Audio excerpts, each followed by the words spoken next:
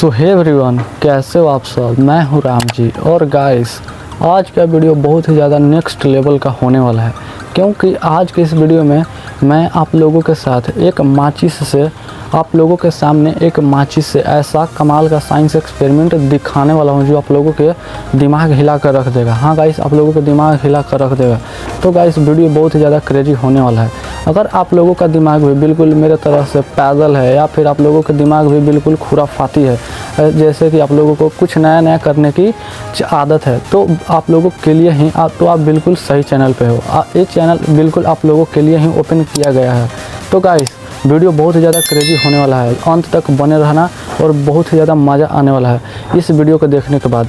तो चलो अब करते बिना किसी देरी के इस वीडियो को फटाफट से स्टार्ट।